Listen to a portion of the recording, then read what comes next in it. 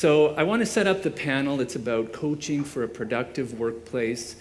And I want to talk about the career development aspect. Expanding possibilities through career development, I think, is a key part of what makes people happy at work. I've been working in this field for about a dozen years, and my team and I have been really talking to thousands of individual professionals and dozens of organizations implementing career development initiatives.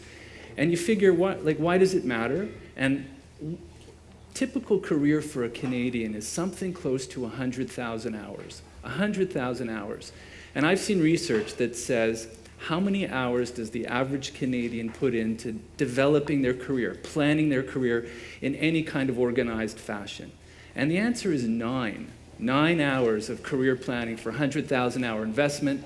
I bet you spent more time shopping for a smartphone or a pair of jeans than planning your career. So it's a kind of bizarre situation. In my own story, I actually changed careers. I spent 10 years in an engineering career. I didn't quite know what was wrong. I wish I had had a conversation with a career professional, which I became, but I didn't. I muddled through it. It was really complicated. Why was I solving these technical problems? I helped a gun manufacturer manufacture guns faster and more efficiently, and I thought, something is wrong with this picture. I want to be helping people, and I seem to be hurting people through my work. I went back to school. I got a degree in counseling psychology. I can assure you I was the only engineer amongst the counseling psychology students. But I like to think I brought a kind of systems thinking to the whole process of career management that I want to talk to you a bit about today. So this is maybe me. Let's try this with the buttons. This is maybe me when I was stressed out about my career. Why do people feel career pain? Lack of clarity, lack of confidence, lack of alignment. I don't feel like I'm aligned with my company. And maybe quite simply, the bad days outnumber the good days. And I've spoken to lots of people when that's the situation. And instead, wouldn't it be great if you felt like that? Calm, feeling like you're in control, feeling like you're managing your career for the future. I'm finding organizations now are more willing to invest in career management. A few weeks ago, we had a presentation and an engagement with the region of Peel, a huge municipality, 5,000 employees, and they spent a day on career development, just a whole day for professional development for all staff. On career development, they brought us in to facilitate a game. We had a career management full day. They spent 8 hours just on career management. That's like almost 9 for their whole lifetime of career planning. So how can you feel good about your career, and what does it even mean to have a career? So I'm going to float a definition past you and see what you think about it. We've been talking about this definition. It's published. The first part of it is your career is the full expression of who you are and how you want to be in the world. So let's think about that. The full expression means it's not just my job, it's my volunteer gigs, it's my work, it's my further education, and it's all the different things about who I am. And it's not just my strengths, and I know there's a lot of talk about strengths, but it's also about my personal qualities, it's about the influences of other people in my life, it's about all of the different assets that I bring. And the second part of the definition is that it keeps on expanding as it naturally goes through cycles of stability and change. So what does it mean? To expand. I think a lot of people's careers is about error correction. You go a little too far out here and you come back this way. And they may seem like mistakes, but I think, if you lose, don't lose the lesson. You got to figure out, what do I want now because of what I suffered in the past? And I think that's an expansion, and it does naturally go through cycles. I think we got to stop thinking about linear careers that, study, work, retire, and it's more useful to think about cycles and circles. So if that's the definition of career, let's think about what it means to manage your career for the future. So I'm a member of, actually a board member now, of the Canadian Council for Career Development. We built this awesome quiz. Okay, you got to go to careerchallenge.ca and take the quiz, and it gives you a score of your career management skill and will. And I'll just zip through it, and I'm going to give you 4 questions from the quiz, okay? Multiple choice, everybody has to vote for at least one of the choices, okay? Get you to move your arms a little bit. So, linear career paths. What percentage of Canadians have a linear career path? In other words, I wanted to be a teacher, I studied to be a teacher, I was a teacher, and then I retired. So is it A, 0 to 20, B, 20 to 40, C, 40 to 60, D, 80, 60 to 80, E, nobody's going for the top one. So it's about, it's under 20%. Right? People's careers, if you listen to enough stories, I've been hosting a radio show for a number of years called Career Buzz. I've heard hundreds of people's career stories.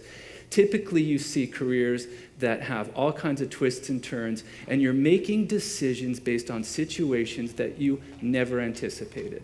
And that's typical for people's career. A number of jobs over a lifetime for a Canadian. A, 4, B, 7, D, 11, or D15. 15?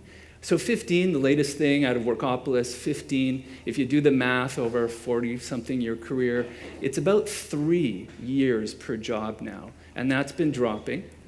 What percentage of Canadians are satisfied? We've been talking about happiness and career satisfaction.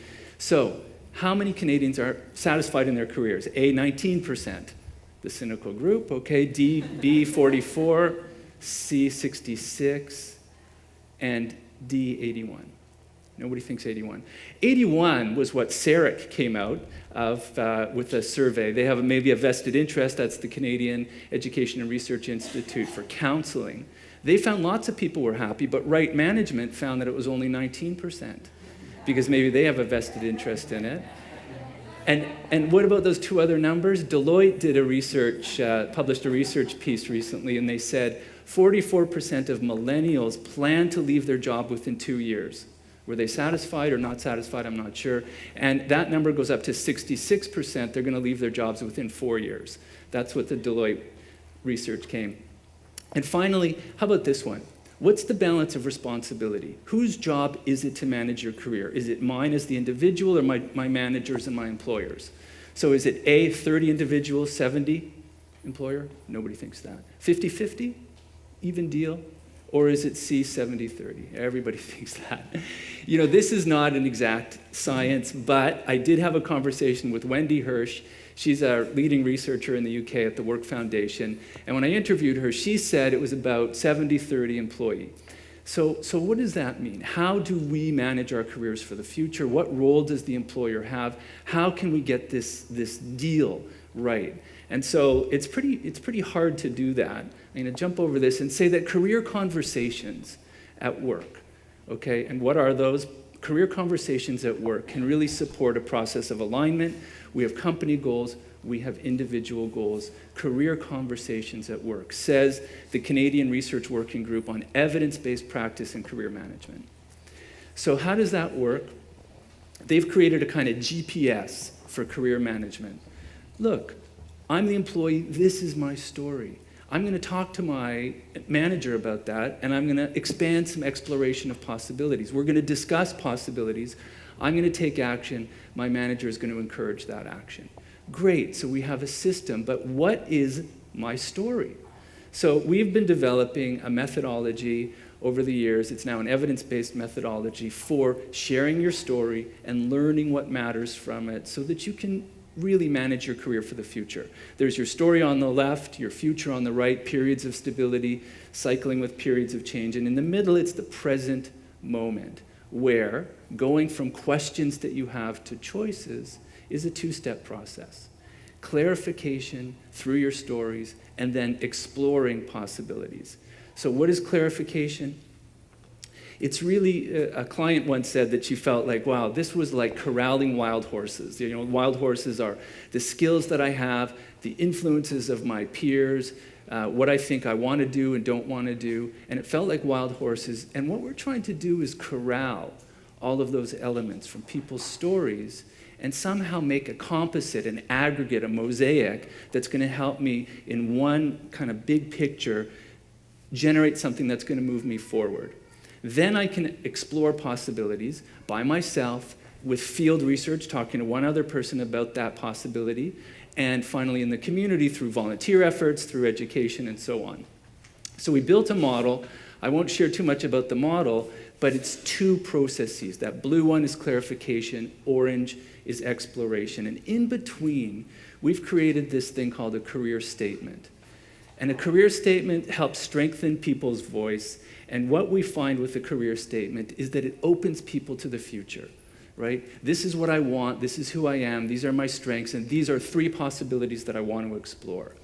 And a career statement, we found, opens people to the future in a way that a resume doesn't. Because you look at a resume, or a recruiter looks at a resume, and you said, oh, you've done A, B, and C. Well, your next job obviously has to be D. But what happens if you don't want to do D? You want to do something entirely different. So we found that the kind of managing your career for the future, metaphorically, is driving by looking through the rearview mirror. The road curves, and you crash. And in contrast, a career statement or something like it acts as a compass to explore, and it strengthens your voice. Professional vocabulary that says, this is what I need to navigate a lifetime of transitions. So we did an outcome study on people who had a career statement, and we published it in a peer-reviewed journal, and we found that people who had a career statement had increased levels of psychological capital, social capital, who I know, intellectual capital, what I know. Psychological capital is a measure of what I know about myself that's useful for the future, and it comprises 4 elements: hope, confidence, efficacy or confidence, resilience, and optimism. And if you put those 4 letters together, it forms HERO. And this comes out of Fred Luthen's, I didn't make this up, Fred Luthen's out of the University of Nebraska came up with psychological capital, and they found a lot of correlations with increased levels of psychological capital in the workplace. So what does it mean to manage your career for the future? It's like living a heroic career in life. Heroic, hope, efficacy, resilience, and optimism with intentional exploration, clarity, and confidence. And so these, we find, are intermediate variables that really help people manage their career for the future, and it really is all about then leading those effective career conversations at work. So in our panel here, I want to talk a little bit about those kind of career conversations, coaching conversations that we can have with employees at work, teaching managers how to do that because they don't seem to be very good at it yet, and preparing employees by saying, what is my story? How can I put this story together in a coherent way that leads to a really effective career conversation at work?